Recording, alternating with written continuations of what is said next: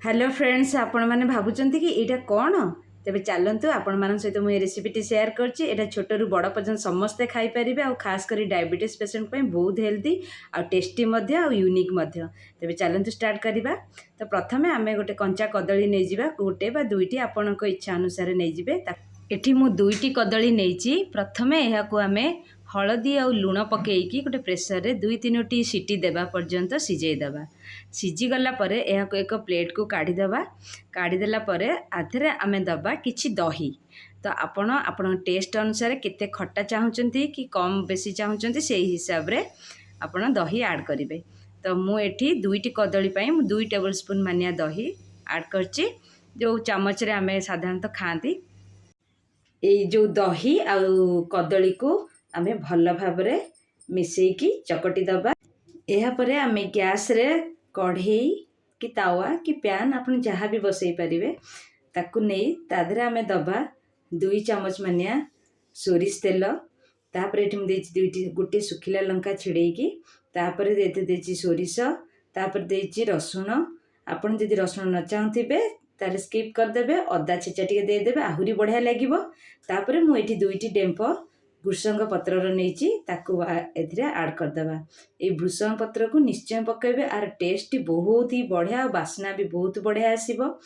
बेले बेले प्राय लोक बा छोट पिला माने कदली खाइबा कंचा कदली खाइबा टिके भल पाती ना, किंतु जेहेतु एटा विटामिन बहुत आ कंचा कदली भी आम देह पाई बहुत ही भल माने हेल्दी मध्य। तो से आम भृषंग पत्र पकड़ा। तापर मुझे नहीं कि सुखिला लंका जीरा गुंड तापर लुण आम सिझेला बेले हल्दी लुण पकड़ देखी चाहिए पकेबे।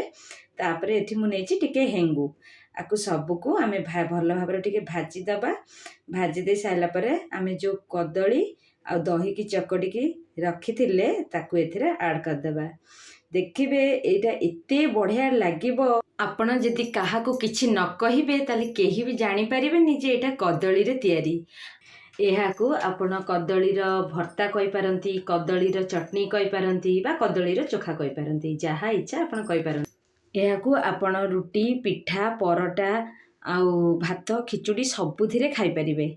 आ जदि फास्टिंग रे खाउचंती करिकी तेबे एथिरे रसुण टी स्किप कर देबे एवं अदार छेचाटी एथिरे ऐड करदेवे। देखिए बहुत ही बढ़िया लगे। तो निश्चय बनातु आउ पिलाठू बड़ पर्यंत समस्त को खाइबा को दियन। खास करी डायबिटीज पेसेंट मानक पई एटा बहुत ही उपयोगी आ बहुत ही भल। जेतेबेले मो बापा को मु एटा देली मो बापा भी जानि पारलेनी। कहले मु जेते पचारली बापा एटा कोन कहिलो एटा कहले कोन ए बादाम बुट फुट देकी बदे गोटा कोन छुंक दिया चटनी करिचु। आ मु तांको कहिला परे से जानी पारले जे एटा कौन। एटा देखिबा को भी जेमती स्वाद भी सेमती। तो मो बापा कहले अरे बा ये तो बढ़िया लगुच आ जना भी पड़ुनी जे एटा कदली रे तयारी हेची। तो आपण मानक ये वीडियोटी और रेसिपीटी मोर केमती लागिला मते निश्चय जणाइबे। फ्रेंड्स और रिलेटिव को सहित निश्चय शेयर करिवे और मोर चैनल को गोटे लाइक आउ सब्सक्राइब कर दे प्लीज। रहिली हैव ए टेक केयर।